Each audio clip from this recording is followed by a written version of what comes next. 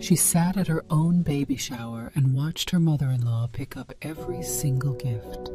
The handmade blankets, the tiny shoes, the quilt sewn with someone's bare hands, and drop them, one by one, into a black trash bag. 22 women watched. Not one of them said a word. Her husband stood by the door and stared at the wall. And she, 8 months pregnant, hands folded over her belly, gold bracelet catching the light. She did not cry. She did not stand up. She did not say a single thing, because she already knew something no one in that room knew. She had known it since that morning, when her phone buzzed once against the white tablecloth, and she chose not to reach for it. She already knew that the building they were standing in, the chandeliers, the catered tables, the whole elegant room, would have her name on the deed before the week was out. She already knew that the family dismissing her daughter before she was even born had no idea they were doing it inside property that belonged to that little girl already.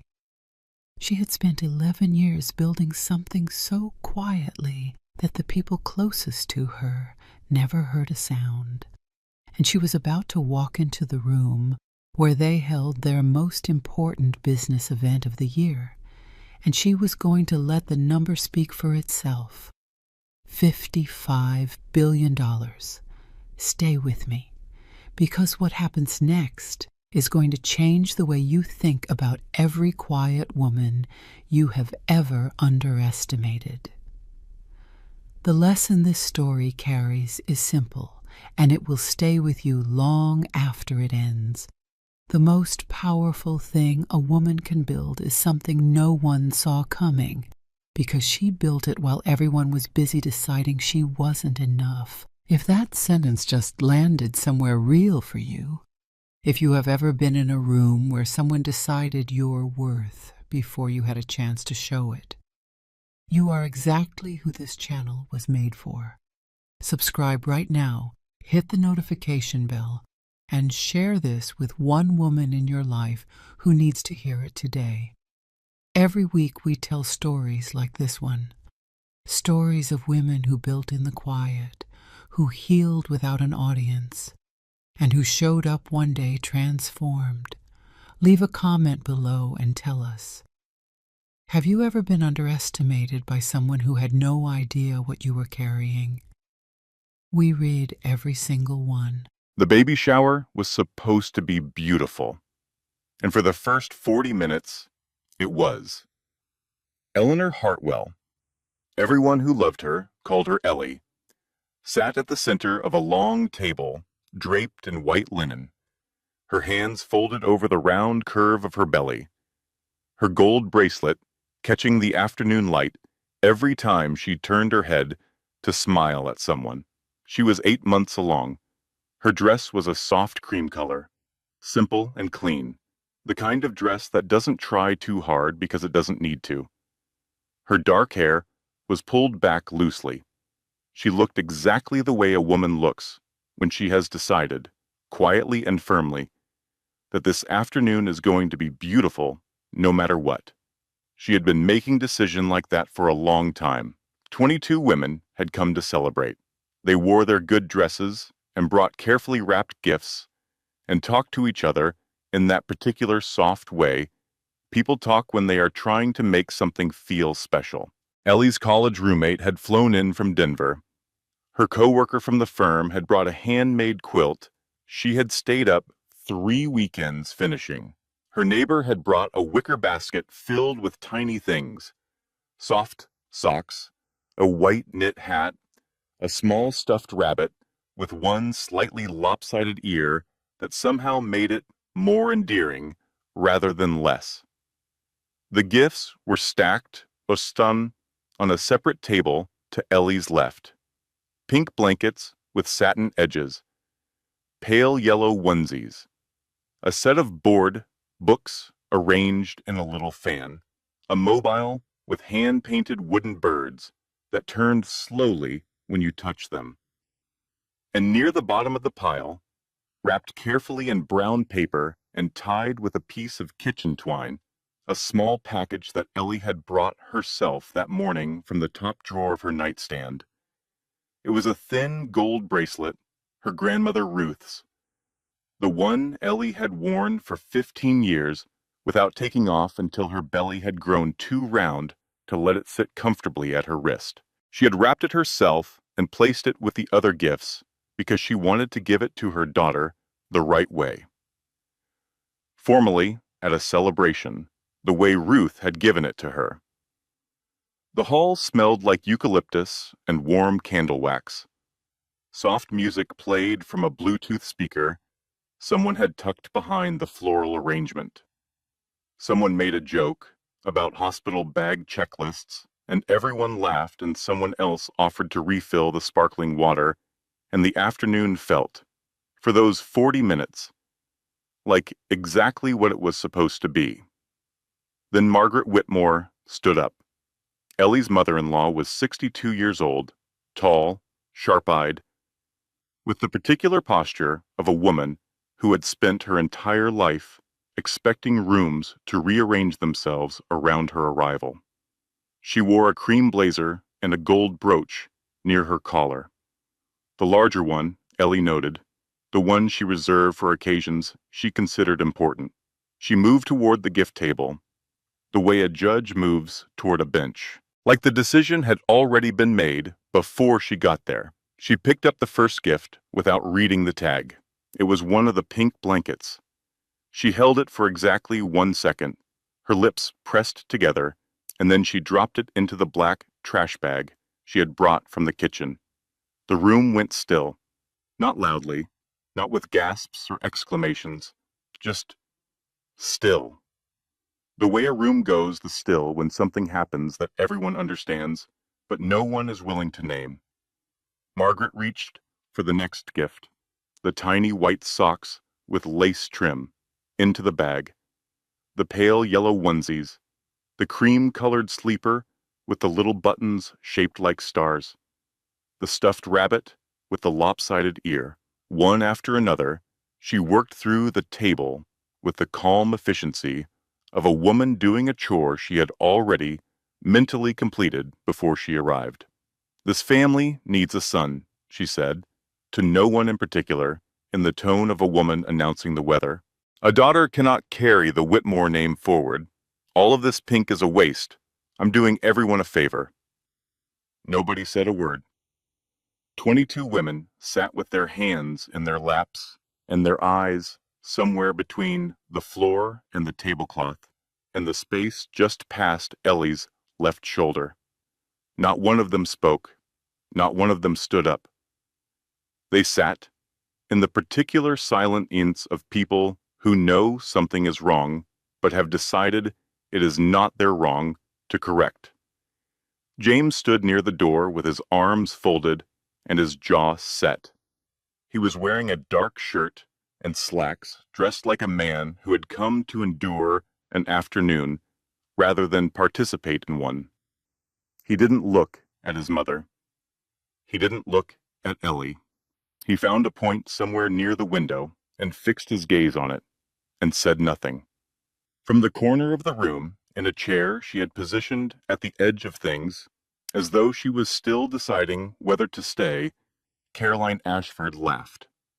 It was a short sound, soft and pointed at the same time, like a pin dropping on marble. "Some women," Caroline said, smoothing the front of her green dress with one hand, "just aren't built for certain families." No one responded to that either.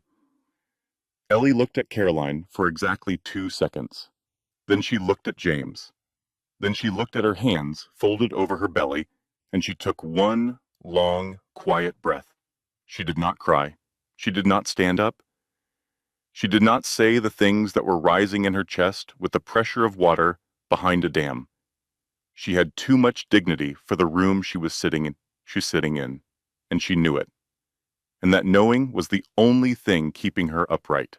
Near the bottom of the gift pile, Margaret's hand closed around the small package, wrapped in brown paper and twine. She didn't look at it. It went into the trash bag with everything else. Ellie watched it disappear. On the table beside her, face down, her phone buzzed once. A single notification pulsing silently against the white linen. She didn't reach for it. She already knew what it said. She had been waiting for that message since early that morning. And now that it had arrived, she felt something settle in her chest. Something quiet. Something certain. Like the last piece of a very large structure locking into place. She picked up her glass of water and took a small sip. She smiled at the woman across from her, who hadn't done anything wrong, and she stayed. 15 years before the baby shower, on a wooden porch outside a small town in eastern Tennessee, summer was doing what summer does in that part of the world. Sitting heavy and golden on everything, making the air smell like cut grass and warm earth, and the particular sweetness that comes just before the sun gives up for the day. Ellie was 19 years old. She was sitting on the top porch step with her knees pulled up and her chin resting on her folded arms, watching the fireflies begin their slow blink across the yard. Beside her, in the old rocking chair that had been on that porch since before Ellie was born, sat her grandmother, Ruth. Ruth Hartwell was a small woman with silver hair and hands that had worked their whole lives and showed it. Hands that had sewn her family's clothes and kept her house and folded themselves in prayer every morning since she was a girl. She was holding something between two fingers, a gold bracelet, thin and simple, the kind of thing that didn't announce itself. She took Ellie's hand, without asking, the way grandmothers do, and pressed the bracelet into her palm and closed Ellie's fingers around it. "Don't take this off," Ruth said, "until you've built something that can't be taken from you." Her voice was quiet, but it had weight to it. The kind of weight that comes from having lived long enough to mean everything you say. "Not love," she continued. "Not a man, not somebody's approval of what you're worth. Something yours, baby, you hear me?" Ellie nodded the way 19-year-olds nod when they are listening, but don't fully understand yet. She put the bracelet on. It fit perfectly, like it had been made for that exact wrist. She held her arm up and watched it catch the last orange light of the evening. She would wear it for the next 15 years without ever taking it off. What Ellie didn't fully understand that evening, what would take her years to appreciate, was what her grandmother had been doing quietly for decades, while everyone else was busy making noise. Ruth Hartwell had cleaned other people's houses for 35 years. She had ironed other people's shirts and scrubbed other people's floors and folded other people's laundry before the sun came up and after it went down. She had done it without complaint and without the expectation that anyone would notice, because she had a different plan for her attention. She had been buying land, parcel by parcel, acre by acre, small pieces of Tennessee farmland that nobody else was paying attention to, purchased carefully over 3.5 decades with money saved from work that paid almost nothing, supplemented by a trust and understanding that property was the only thing that held its value through everything else. She never talked about it. It wasn't the kind of thing she discussed. She simply kept buying, kept paying the taxes, kept the documents in a metal lockbox under her bed, and waited. When Ruth died quietly in her sleep during Ellie's sophomore year of college, she left behind something no one in the family had understood the full weight of. The land, all of it, was in a trust. Ellie's name was the one inside it. Ellie didn't touch it immediately. She was 20 years old and grieving and not ready. She spent 3 more years finishing her architecture degree and then building her career from the ground up. Learning the industry from the inside, understanding development and acquisition, and the particular patience required to do things at the right scale at the right time. Then, carefully and without announcing herself, she began. She never told James. She wanted to be honest about the reason. She had watched what money did to the temperature of a relationship. She had seen women she respected loved warmly and openly until the number came out, and then watched the warmth shift into something cooler and more calculated. She didn't want to be managed. She wanted to be loved. And she loved James in those early years, genuinely, with her whole heart. He was funny and charming, and he looked at her like she was the most interesting person in any room. She wanted that look to be about her, just her. So she kept the portfolio in her name and her name alone and managed it the way she managed everything, carefully, brilliantly, from a place of deep quiet. She loved her husband. She just loved herself more carefully. And there was one other thing she had done that even Daniel, her attorney, had called inspired in that dry way of his that served as his highest form of praise. 4 years into their marriage, Ellie had purchased a commercial real estate property on the east side of the city, an apartment she kept and maintained and never mentioned. Not because she planned to use it, because she understood, at some instinctive level she couldn't fully articulate, that a woman should always have a door she can open on her own terms. It had east-facing windows. She had always loved waking up in the light. The morning after Ruth pressed that bracelet into a 19-year-old girl's palm on a Tennessee porch, Ellie sat on her college dormitory bed and looked at it on her wrist for a long time. She thought about what her grandmother had said. She thought about the word built, not earned, not received, not hoped for. Built. There was a difference. She felt it even then, before she fully understood it. She went to class, she sat in the front row, she took notes on everything, she started building. The ride home from the baby shower was 22 minutes long. Ellie counted. She sat in the passenger seat with her hands folded over her belly and watched the Connecticut suburbs move past the window. The tidy lawns, the minivans and driveways, the occasional burst of a rose bush someone had planted beside a mailbox. Everything perfectly ordinary. Everything completely untouched by what had just happened in that hall. James drove with one hand on the wheel and his elbow resting on the door. The radio was on. A sports station, men discussing a game with the practiced urgency of people paid to make everything sound like it matters. Neither of them turned it off. Neither of them spoke. She waited. She was good at waiting. He pulled into the garage and cut the engine and sat there for a moment with both hands on the wheel. She thought he was going to say something. She gave him every second of space to say it. She sat and she waited, and she gave him every opportunity to be the man she had married 8 years ago in a small church in Nashville, with her parents crying in the third row, and the summer light coming through the stained glass like something planned. He got out of the car and went inside and poured himself a glass of water and stood at the kitchen counter looking at his phone. That was the night Ellie understood. The silence was not temporary. She went upstairs. She ran a bath. She sat in it for 20 minutes with the lights low and her hands on her belly, and she talked to her daughter in the quiet interior voice she had been using since the 5th month, the voice that didn't need words to make itself understood. Then she got out. She dried off. She put on her pajamas. She went to bed. She did not cry that night. She was saving that for when it would mean something. The weeks that followed were slow and heavy in the way that a particular kind of heartbreak makes time feel. James came home late 3 nights that week. The Henderson account, the Meridian Project. His boss was breathing down his neck.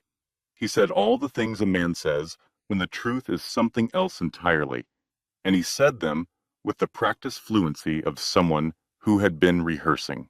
On a Thursday afternoon, Ellie was in the front hall closet looking for the gray cardigan she had been thinking about all morning. James's jacket was hanging near the back, the charcoal one he'd worn to dinner last Tuesday. She moved it aside to reach the cardigan and felt the slight added weight of something in the breast pocket. She reached in. A receipt. Folded in half. A restaurant on the west side of the city. A steakhouse she knew by name, the kind of place where the candles on the tables are real and the bread comes in a basket and the bill arrives in a leather folder. She opened it. Dinner for two. 3 courses. A bottle of wine. The total was $263. Last Tuesday, James had told her he was working late. He'd come home at 10:15 and eaten the dinner she'd kept warm and told her the Henderson account was a nightmare. Ellie held the receipt for a long moment. She looked at the date. She looked at the total. She thought about the Henderson account and the particular way James had described it, with just enough specific detail to sound like someone who had actually been there. Then she folded it back exactly as she had found it. Set it back in the breast pocket, hung the jacket where it had been, found her cardigan. She was not ready to use that yet. Margaret called every morning, sometimes twice. The calls were framed with maternal warmth, soft, concerned, the texture of a woman who loved her son and wished only the best for his young family. But inside the concern, if you listened carefully, were instructions. Ellie had become very good at listening carefully. Maybe Ellie should consider a different hospital, one that Margaret's personal physician recommended, one that was better equipped for complicated deliveries. Had Ellie been getting enough rest? James mentioned she seemed stressed. Sleep on your left side, dear, not your right. It's better for the baby's circulation. There was a recipe for a broth, very good for late pregnancy. Margaret would send it over. And then, after several days of careful building, perhaps just preliminary, and just to be safe, Ellie should sit down with the family attorney, just to make sure all the proper documents were in order. For the baby. Everything for the baby. Yes, Ellie would say. I'll think about it. And then she would end the call and stand in her kitchen and breathe.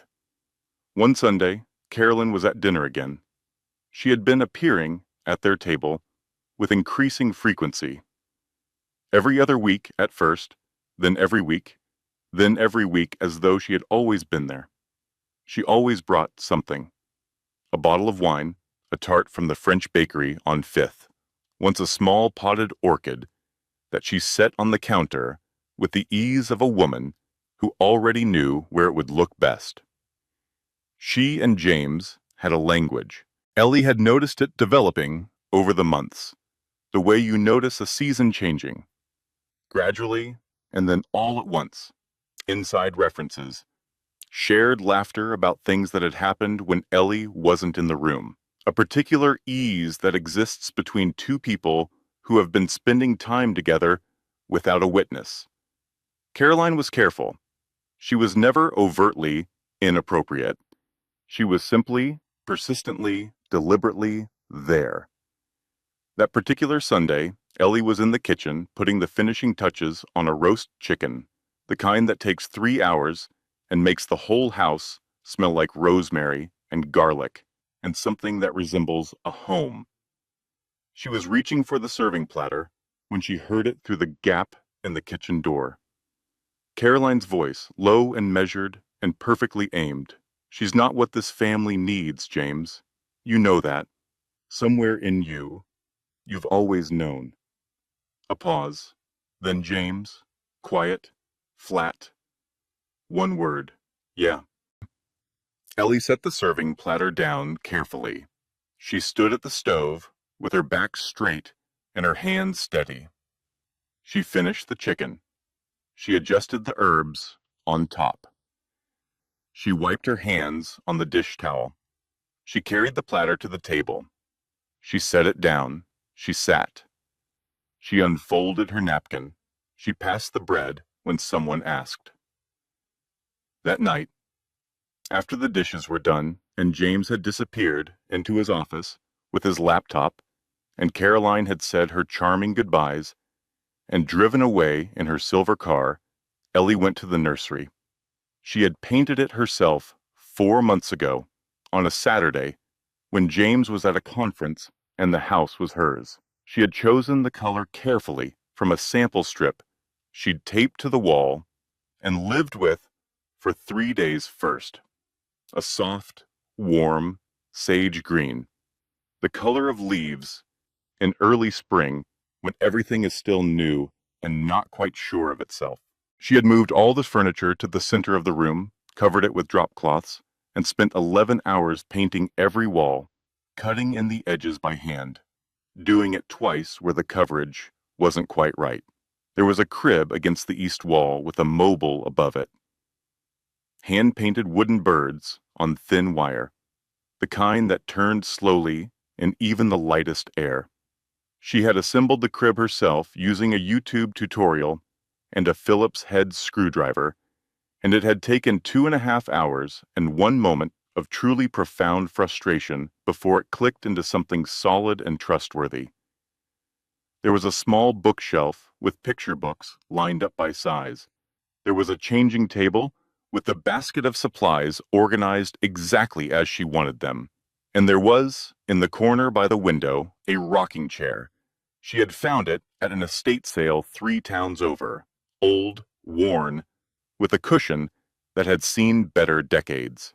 She had reupholstered it herself over 2 weekends, covering the old fabric with something soft and cream-colored and right. She sat in it now in the dark. She had gone to Margaret's trash bag the morning after the baby shower, quietly, before anyone was awake. She had found it in the garage, tied at the top, waiting for the bin pickup that wasn't until Thursday. She had opened it and found the gold bracelet near the top, wrapped still in its brown paper and twine. She had taken it out. She had cleaned it with a soft cloth and warm water.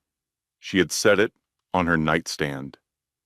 She held it now in her palm in the dark, both hands pressed over her belly where her daughter was turning slowly.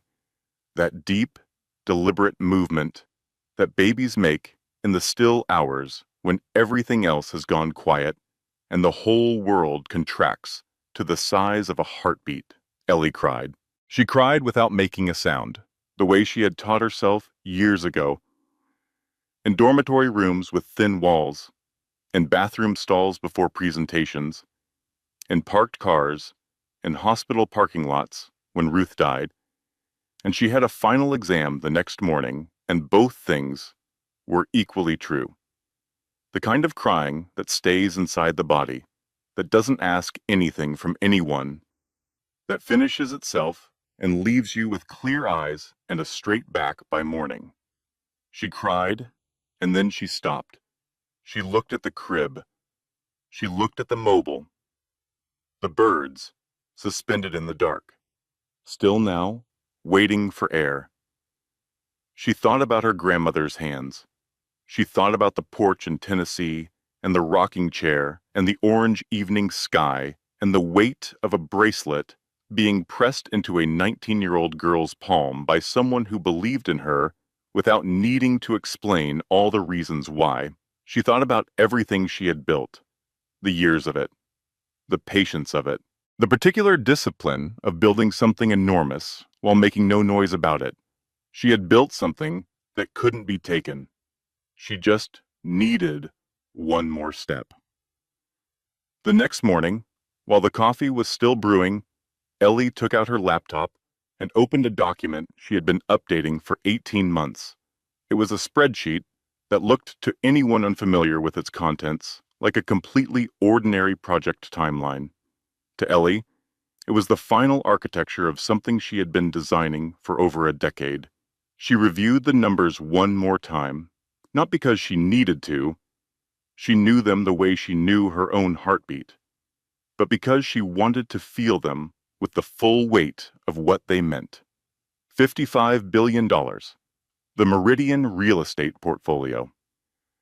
The largest privately held commercial real estate acquisition in the state's recorded history. A collection of properties, office towers, mixed-use developments, hotel properties that had been assembled quietly over 11 years through a series of smaller acquisitions, each one careful, each one timed, each one building toward a threshold that only Ellie had been able to see. The lead name on the contract was hers. She closed the laptop. She put the bracelet on. She went downstairs and poured her coffee and stood at the kitchen window and watched the light come up over the backyard. And she thought about one thing her grandmother had said that she hadn't fully understood until right now. Not until you've built something that can't be taken. She had built it. Now it was time to let it speak. The first catastrophe arrived with James's coffee. He came downstairs on the Tuesday morning in the third week after the baby shower, the third week of late nights and sports, radio, silences, and the particular performance of normalcy that both of them had been maintaining with the exhausted precision of people who know the structure is compromised but haven't yet decided who is going to say so first. He poured his coffee. He sat across from her at the kitchen table. He folded his hands around his mug, and he spoke in the level, rehearsed voice of a man delivering a conclusion rather than opening a conversation. His mother thought, and he agreed, he said, and he wanted Ellie to understand he was saying this from a place of genuine care for her well-being and for the baby. His mother thought it would be better for everyone if Ellie spent the remaining weeks of her pregnancy at her parents' house in Tennessee. For the support, for the peace and quiet, less stress on the household, less stress on the household. He said it the way you say it, when you mean less inconvenience for me.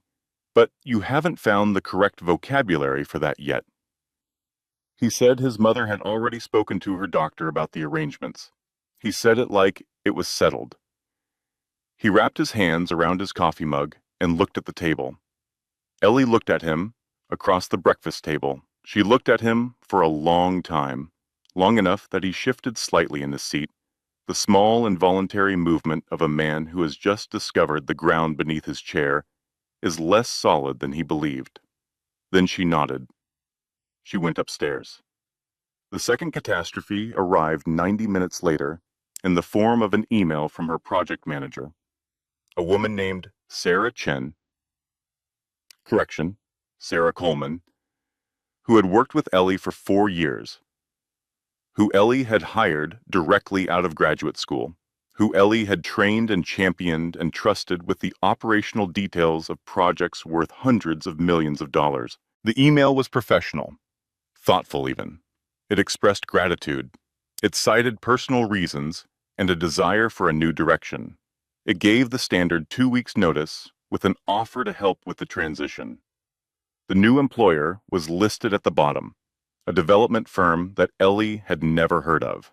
She forwarded the email to Daniel Shaw with a single line. Can you find out who owns that firm? Daniel's reply came back in 11 minutes. One sentence. It's a shell company with registered ties to the Whitmore family attorney's firm. Ellie sat with that for a moment. Then she set her phone face down on the desk and looked out the window. The third catastrophe arrived at 2:17 that afternoon. Her obstetrician called personally, not through the office line, but on Ellie's cell.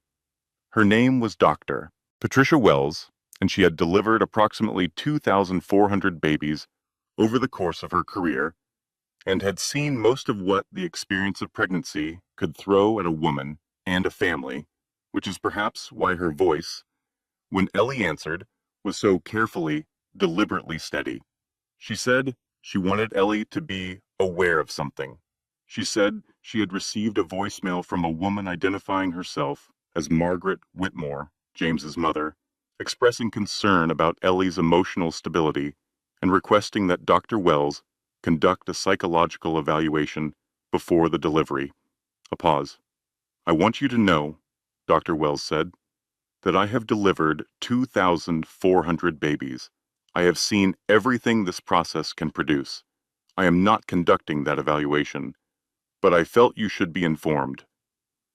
Ellie thanked her. She hung up. She walked to the bathroom. She sat down on the cool tile floor with her back against the tub and her knees as close to her chest as her belly would allow. She stayed there for 4 minutes. She counted them. Then she stood up. She went to the bedroom. She sat at the desk. She opened her laptop. She scrolled to Daniel Shaw's number and pressed call and waited exactly 1.5 rings. "Move forward with the acquisition," she said when he answered. Her voice was calm and clean, the voice of someone who has moved past the place where the damage lives and arrived at the place where decisions get made. "All of it, full closure by Friday. I don't want to wait anymore." A 2-second pause on Daniel's end, then, "All of it, Friday." "Understood." Another pause.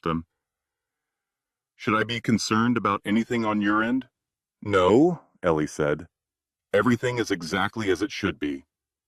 She closed the laptop. She looked at the bracelet on the nightstand where she had set it that morning. She put it on. Then she did something she had not done in weeks. She called her mother. Linda Hartwell answered on the second ring the way mothers answer when they have been waiting for a call they didn't know they were expecting. Ellie didn't tell her everything. She told her enough. She told her that she needed her to come, that the baby was coming soon, that she wanted her mother in the room. Linda said, "I'll put Frank on the highway tomorrow morning." Ellie said, "Thank you, Mom." She stayed on the phone for 6 more minutes, listening to her mother talk about the drive and the rest stop on the interstate and whether Frank's car would make it without an oil change. She didn't say anything significant about any of it. She just listened. She needed to hear her mother's voice, doing ordinary things. When she hung up, she went to the nursery. She sat in the rocking chair. She looked at the birds on the mobile, still in the afternoon quiet. She stayed there until she was ready. 10 days before the catastrophes, there had been a moment when Ellie thought it might be over in a different way. She had asked James to sit down. They were in the kitchen on a Sunday afternoon, the house quiet, no Caroline, no phone calls from Margaret, just the two of them and the particular heavy air of a conversation that had been circling for weeks, waiting for someone to land it. Ellie sat across from him at the table, and she looked at him steadily, and she said, "I know about the receipt. I know what you said to Caroline. I need you to tell me the truth about what is happening." Something broke open in James's face. It was sudden and real. The kind of breaking that cannot be performed because it involves the collapse of the scaffolding a person has been holding up with both hands for months. He cried. He said he was sorry. He said he had gotten lost in his mother's opinions and Caroline's attention, in the particular vanity of a man who had been made to feel insufficient in his own home for reasons he couldn't fully articulate. He said he loved Ellie. He said he wanted to fix it. He said he would cut off all contact with Caroline immediately, and he meant it. Ellie watched him cry with a stillness that surprised her. She felt something, but it wasn't the relief she expected. It was something more like clarity. The clear, cold water of a truth she had been standing next to for months finally touching her feet. But she said, "Okay, show me." For 2 weeks, he tried. He was home by 6 every evening. He cooked dinner twice. He asked about her projects with the specific interest of a man making an effort. Caroline stopped coming to Sunday dinner. Margaret's calls became shorter, more careful. The house felt, in those 2 weeks, like something that was trying to heal. Ellie was cautious. She was not restored, but she was watching. Then she went to the car one afternoon, looking for her sunglasses. They were not in the glove box. But something else was. A second phone. Black, slim, tucked under the registration documents with the particular casualness of something hidden by someone who had stopped believing they needed to hide it very carefully. Ellie picked it up. It was not locked. She looked at the messages for 9 minutes, sitting in the passenger seat of her own car in her own driveway. 311 messages to Caroline. The most recent timestamp, 11:47 p.m., the same night James had cried at the kitchen table and said he was sorry, and meant it. She set the phone back exactly where it had been. She went inside. She put the kettle on. She made herself a cup of tea. She drank it standing at the kitchen window, watching the backyard, thinking about her grandmother, buying land no one was paying attention to for 35 years, while everyone else was busy making noise. Then she called Daniel. Not about the phone, not yet, about the acquisition timeline. She wanted to know if Friday was realistic. He said it was going to require an unusual amount of coffee from his end, but yes. She said good. She said, make it happen. The second false victory came from a direction Ellie had not expected. Margaret called on a Wednesday and asked in a voice calibrated to approximately 3 degrees warmer than her usual register whether Ellie might like to have lunch. Just the two of them, at the Italian place near the park, the one with the good bread and the private corner tables. Ellie said yes, because she was curious. Over pasta and sparkling water, Margaret softened in a way that Ellie found simultaneously moving and slightly suspicious.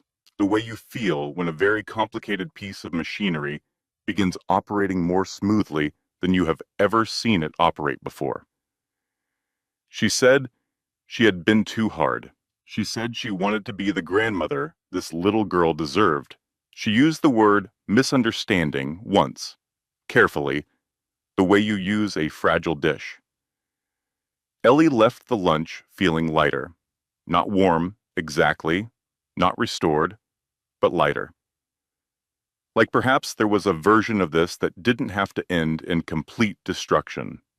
2 days later, a letter arrived from the Whitmore family attorney.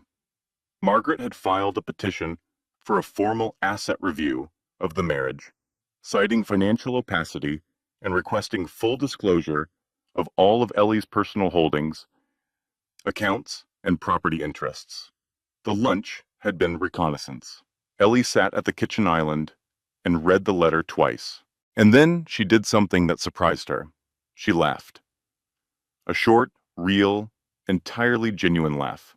The kind that comes from the part of you that has moved past hurt and arrived at something almost like admiration for the audacity. She's good, Ellie said to the empty kitchen. I'll give her that. She called Daniel. He picked up, listened to her describe the letter, and was silent for exactly 2 seconds. Then he said, in the measured tone of a man exercising significant restraint, did you happen to take anything to that lunch? A purse? Keys? Because I'd like to just confirm you still legally own those. Ellie laughed again, twice in one day. She hadn't done that in weeks. Yes, Daniel, she said. My purse is still mine. Good, he said. Let's make sure it stays that way. I'll draft the response this afternoon. The Whitmore family held their annual business gala on the 3rd Saturday of every month, a tradition James's family maintained with the seriousness of a religious observance. It was held in a ballroom on the 14th floor of the Meridian Grand Hotel, a fact that Ellie had always noted with a private appreciation for what she could only describe as the particular poetry of timing. James had told his family Ellie was at home, resting. He said it casually to several people during the cocktail hour, the easy dismissal of a man who has decided a narrative and isn't expecting it to be questioned.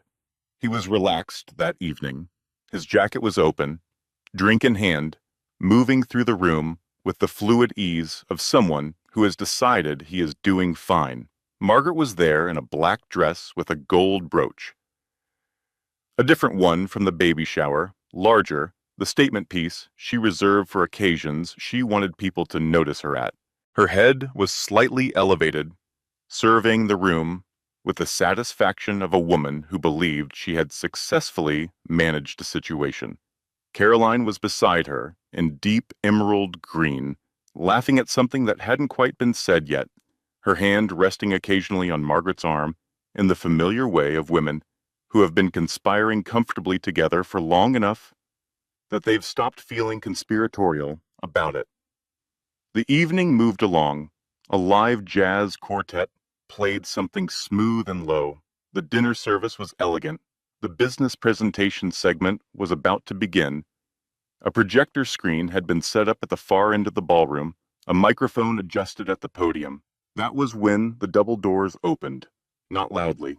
There was no dramatic push, no theatrical pause. The doors opened the way doors open when the person on the other side is not trying to impress anyone. They simply opened, and Ellie walked in. She was wearing deep burgundy, a dress that moved with her and understood the shape she was carrying, that made her pregnancy look like exactly what it was. The presence of something powerful preparing to enter the world. Her hair was pulled back simply. Her shoulders were back. The gold bracelet caught the chandelier light at her wrist with a warm, quiet flash. She was not alone. Daniel Shaw walked one step behind and to her left, carrying a leather portfolio with the calm of a man who has seen most things and is not easily moved by any of them. On either side of them, two senior partners from the firm flanked their position, men in dark suits who moved with the particular stillness of people who don't need to announce themselves because their presence always does it for them. Ellie walked through the ballroom the way her grandmother had walked through any room she ever entered, without urgency, without aggression, without the need to perform anything, simply present, fully, completely present. The room noticed, not all at once, not for any single obvious reason. It happened the way weather changes, gradually and then completely. Conversation slowed, heads turned. People who had been holding drinks lowered them slightly. The band continued to play, but somehow seemed quieter. Margaret saw her first. Her face didn't fall dramatically.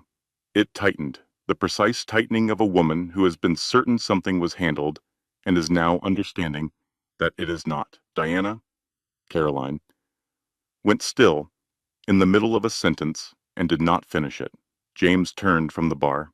He looked at his wife, at her belly, at her posture, at the attorneys flanking her, at the bracelet on her wrist, and the drink in his hand seemed, somehow, to become heavier. Ellie walked to the center of the room where the microphone had been set up for the business presentation. She looked at the event host, a man she had met twice at previous gatherings, and took the microphone from his hand with the quiet confidence of someone to whom it had always been going to be given, even if no one had known that yet. "I apologize for the interruption," she said. Her voice carried easily through the room because she was not straining and she was not performing. She was simply speaking clearly, the way a woman speaks when she has been quiet for a long time and has chosen her moment. "This is a family business event. What I have to share belongs here." She nodded once to Daniel. He stepped forward, opened the leather portfolio, and laid a single document flat on the nearest table. He stepped back. "2 weeks ago," Ellie said, "I finalized the acquisition of the Meridian real estate portfolio." She did not rush. She did not look at anyone's face to measure their reaction. She was not here for their reactions. $55 billion. The transaction closed on a Friday morning. My attorney can confirm, for anyone who requires confirmation, that it is now the largest single real estate transaction completed in this state's history. The room was silent, in the way rooms are silent when everyone is breathing, but no one is making a sound. "The lead name on that contract is mine," she continued. "Ellie Hartwell. Not because I married into this family, because my grandmother believed in a 19-year-old girl from Tennessee and pressed something small in gold into her hand and told her not to put it down until she had built something that couldn't be taken. She paused. I built it. It took 11 years, and I did every part of it myself, quietly, while some people in this room were forming opinions about what I was worth. She turned her eyes to Margaret, not with fire, not with bitterness, with the clear, level gaze of a woman who has moved past the place where the wound lives and arrived somewhere that feels like solid ground. My daughter, Ellie said, and her voice softened on that word in a way that made several women in the room reach for something to hold. A glass, a clutch, a partner's arm, is a billionaire before she takes her first breath, before anyone in this family has the chance to decide whether she is enough. She let that sit for one breath, then one more thing. She looked at the room. The chandeliers, the ballroom walls, the windows with the city spread below them. The Meridian Grand Hotel, the building we are standing in right now. A pause. Closed escrow on Thursday morning. It is part of the portfolio. Daniel almost smiled. He caught himself. He was a professional. You have been holding your gala, Ellie said simply, in my building. Complete silence. She set the microphone down on the stand, gently, with care, not a slam. The gesture of someone who has said everything that needed to be said and has no interest in performing the aftermath. She lifted her wrist. The gold bracelet caught the chandelier light and sent a small, warm pulse of gold across the nearest table. She looked at James.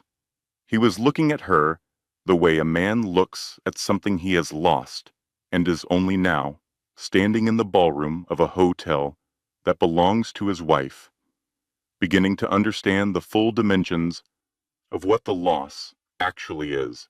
There was nothing in his face that she needed from him anymore. She turned. She walked back toward the double doors the same way she had come in, steady, unhurried. Daniel and the two partners fell into step beside her.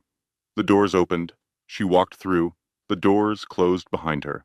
The room stayed quiet for a very long time after that. By Sunday morning, the story had moved through their social and professional circles the way certain stories do. Not because anyone had made a public statement, but because there had been over 90 people in that ballroom, and each of them had gone home to someone who had asked how the evening went. By Monday morning, 3 of James's major business contacts had left messages with his assistant, not congratulatory messages, quiet, careful messages, asking questions about the Whitmore family's actual business holdings, about the nature of various ongoing contracts, about what exactly the Whitmore name was worth when measured against what Ellie had built independently over 11 years. The Whitmore name had always carried a certain comfortable weight in their circles, the borrowed weight of people who had been in the right rooms long enough that no one had thought to examine the foundation too carefully. But now there was a different number in the conversation, a real number, and it had Ellie's name on it, not theirs. The professional consequences were not dramatic. They didn't need to be. One client redirected a major contract renewal to a development firm that had been affiliated with Ellie's portfolio for the past 2 years. Another postponed a scheduled meeting and then never rescheduled it. A third called personally and said all the right things, and then sent a follow-up email that said something noticeably different. James read the email at his desk and then read it again. Nobody said Ellie's name when they did any of these things. They didn't have to. Caroline disappeared the week after the gala. She stopped appearing at Sunday dinners, stopped sending messages through Margaret, simply ceased to be a presence in the way that people who were never truly invested tend to leave, without ceremony, with the efficiency of someone who has already relocated every piece of herself to a different address. Within the month, she was photographed at a charity event uptown on the arm of someone in finance, laughing with the full openness of a woman who had moved on so completely that the previous chapter might as well have been written by someone else. James called her twice. She didn't answer. He did not call a third time. Margaret left a voicemail on a Tuesday afternoon that was the longest message Ellie had received in years. 9 minutes and 40 seconds. It began with family, moved carefully through the baby, touched the word misunderstanding with surgical precision, using it the way people use it when they mean I was wrong, but cannot bring themselves to pay the full cost of that admission. It ended with love. The word love placed at the conclusion with the deliberateness of a period someone has been thinking about for several paragraphs. Ellie listened to the entire message, standing at her kitchen window, watching the light move across the backyard. Then she set her phone face down on the counter. She made herself a cup of tea. She sat down and drank it slowly. She did not call back, and she felt no guilt about that. That was the part that surprised her a little. Not the decision itself, but the clean absence of guilt around it. She had spent years softening her own responses in rooms where no one was softening theirs for her. She had been gracious in the face of things that did not deserve grace, and told herself that was strength. But there was a different kind of strength she was learning now, the kind that knows the difference between forgiveness and access. Forgiveness was hers to give, in her own time, in her own way. But access was different. Margaret had lost hers. That was not cruelty. That was simply a door closing on a chapter that was finished. Ellie had moved out of the family home quietly and with very little. She took what was hers and left what she had never needed. She moved into the east side apartment she had owned for 4 years, the one with the east-facing windows that filled the bedroom with morning light. It was not large. It was hers. And it was quiet in the particular way of a place that belongs entirely to one person. She painted the nursery there too, the same soft sage green. She moved the crib and the bookshelf and the mobile with the hand-painted birds. She set the rocking chair in the corner by the window. She hung a single photograph above the crib. Ruth Hartwell, sitting on the porch in Tennessee. Silver hair, summer light, hands folded in her lap, looking at something just past the camera with the expression of a woman who knows exactly what she has built and is perfectly content to let it exist without anyone's applause. James came to the door on a Thursday evening. He knocked once.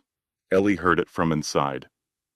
She stood still for a moment with her hand on the wall and her eyes closed. 1 breath, 2 breaths. 2, then she went to the door. He looked tired.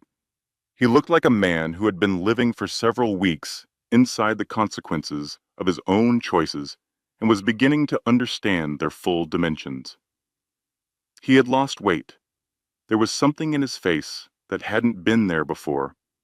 Not quite shame, but the early arrival of it, something just before the full reckoning. He looked at her belly, at her wrist, at her face. "I'm sorry," he said, low and even. She believed that he meant it. In the way a person means something when they have run out of other options, and the truth is the only thing left that hasn't already been used. Ellie looked at him for a long moment. She looked at him the way you look at a chapter you have already finished reading, with the recognition of someone who remembers every word but is no longer living inside it. "I know," she said, and she closed the door, not with anger, not with satisfaction, gently, the way you close something that is over. The divorce papers were filed the following morning. Her attorney handled the process with the same quiet efficiency Ellie had always preferred. There were no dramatic scenes in hallways, no contested arguments over things that didn't matter. Ellie was precise about what she wanted and clear about what she didn't, and the whole of it was settled faster than most people would have expected. She didn't cry during any of it. She was too busy painting the nursery ceiling. There is a particular kind of woman who does not fight back in the moment, not because she cannot, but because she has already calculated the full distance between where she stands and where the ending is. And she understands that the fastest route between those 2 points is not the loudest one. Ellie had been that kind of woman since she was 19 years old, sitting on a porch in Tennessee, listening to someone who loved her tell her the only truth she would ever truly need. In the weeks after the gala, while the professional and social landscape around the Whitmore name continued its quiet realignment, Ellie moved through her days with a steadiness that surprised even herself. She set up the nursery in the new apartment. She reorganized the acquisition documents. She had 3 calls with the senior partners at the firm about the integration of the Meridian portfolio. She ate breakfast every morning at the window, watching the light, thinking about her daughter. She thought about names. Ruth, obviously, was the first one that arrived. Ruth Eleanor. The weight of it felt right.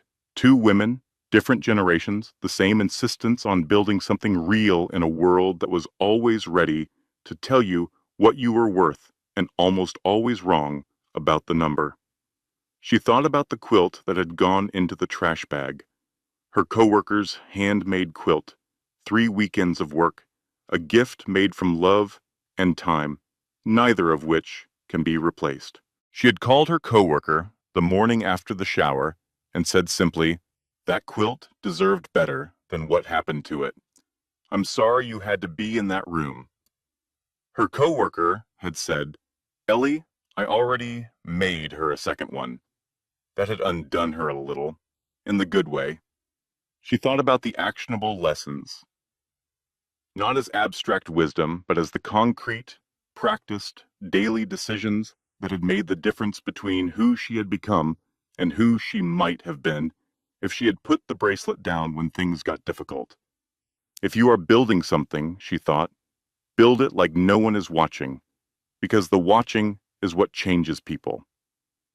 The watching is what makes builders into performers and performers into people who have forgotten what they were originally making. If someone is taking inventory of your life without your permission, cataloging what you own, measuring what you're worth, deciding what you deserve, that is not love. That is assessment. Know the difference. Love does not require an audit. And the last one, the one that had come to her sitting on the bathroom floor after Dr. Wells's call, the one that had lifted her to her feet. The moment you decide to stand up is not the moment everything gets better. It is the moment everything becomes real. And real, even when it is hard, is always better than the performance of fine. She had been performing fine for a long time. She was done with that particular role. 3 weeks before her due date, Ellie went back to Tennessee for a weekend. Her parents' house, the same driveway, the same kitchen that smelled like coffee, and the particular warmth of a house that has been lived in by the same people for decades. Frank Hartwell had fixed the screen door. Linda had put new curtains in the guest room, yellow ones that let the morning light through in a soft, diffused way that made the room feel like the inside of something kind. They sat on the back porch in the evenings, the 3 of them, and talked about nothing important and everything that mattered. Frank told the story again about driving to Ellie's college graduation. The car, the oil, the best clothes they owned, the moment they saw her walk across that stage. He always told it the same way. He always got to the part where Linda grabbed his arm in the stands and he had to pretend he wasn't crying, and then he laughed in the embarrassed, delighted way of a man who is not actually embarrassed at all. Ellie sat between them on the porch in the evening light, her hands on her belly, and felt something she hadn't felt in months. She felt exactly like herself. On the last morning, before she drove back to the city, she walked out to the edge of the property. The old back fence, the long grass, the view out toward the hills that hadn't changed in her entire life. She stood there for a while. She thought about Ruth, walking this same ground, paying the taxes on land that no one else was looking at, believing in the long, slow math of patience, knowing that the thing built quietly is the thing that lasts. She put her hand on the fence post. She looked out at the hills. "I hear you," she said quietly. "I've always heard you." The wind moved through the grass. The morning light was soft and level. Somewhere on the property, a bird was going through its whole catalog, not performing for anyone, just moving through the fullness of what it had to say. Ellie stood there until she was ready. Then she got in her car and drove back to the city to have her daughter. The hospital room, on the morning of Ruth Eleanor's birth, was quiet and warm, and the light came through the window in long pale bars that crossed the floor and the bed and made everything in the room look like it had been washed gently and set out to dry. Ellie was holding her daughter. The baby was small in the way all new people are small, impossibly, startlingly small, like the universe had compressed something enormous into the smallest possible form and handed it over and was now standing back to see what would happen next. She had a full head of dark hair. Her hands were barely larger than the first joint of Ellie's thumb. Her eyes were open and dark and wide, and she was looking at Ellie with the particular intensity of someone meeting, for the first time, the face they had been listening to for 9 months. Ellie brought her close. She pressed her lips to her daughter's forehead and stayed there, not moving, not speaking, not thinking about acquisition timelines or divorce proceedings or boardrooms or any of the 1,000 things that had filled the past 9 months of her life. She was here, in this room, with this child, with the full, unhurried weight of a love that had been building longer than any business deal and was worth more than any number she had ever signed beside.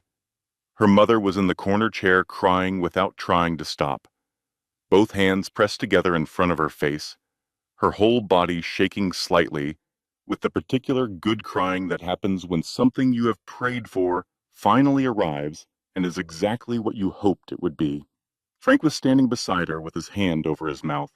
He had driven up the night before, oil changed this time, Linda had insisted, and had sat in the hospital waiting room for 4 hours without a single complaint, because his daughter was on the other side of a door and he was going to be there when it opened. He was a man who laid hardwood floors for a living and drove a car that needed the oil changed and wore his best clothes to graduations and waited for 4 hours in plastic chairs for his daughter, because that was simply what you did when you loved someone. That was the whole of it.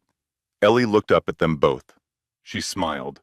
It was the first smile in months that did not require any decision. It arrived entirely on its own, from somewhere deep and uncomplicated, from the place in her that had existed before all of it, before James, before the portfolio, before the gala, before the trash bag and the nursery and the bathroom floor.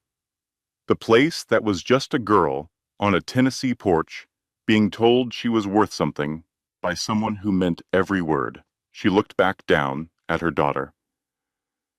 Ruth Eleanor looked back at her with those wide, serious, just arrived eyes.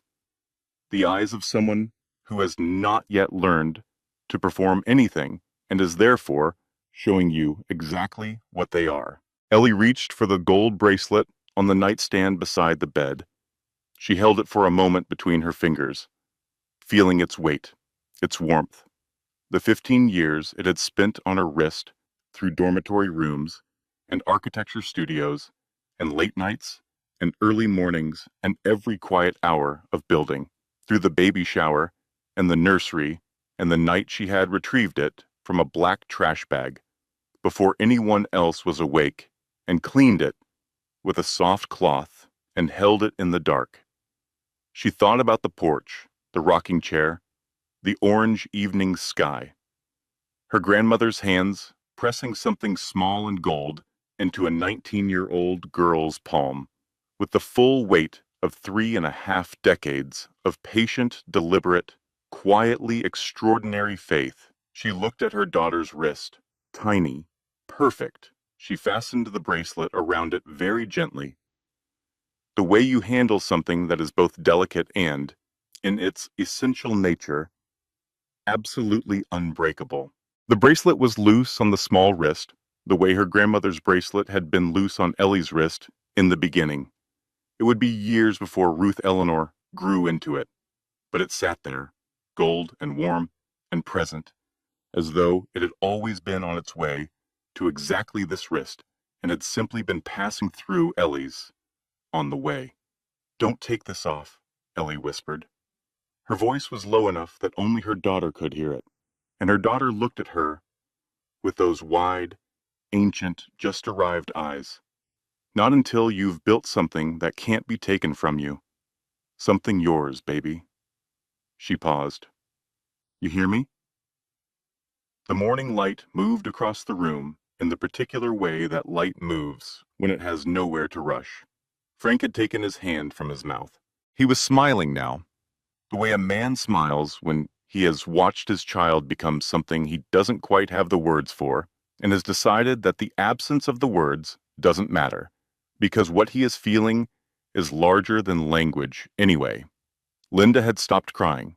She was just watching her daughter, holding her granddaughter in the morning light, and her face had the expression of a woman who has arrived at the end of a very long journey and found exactly what she was hoping would be there.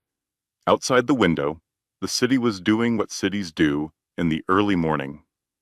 Waking up, making its ordinary noise, moving through its ordinary hours, without any awareness of what was happening in this room.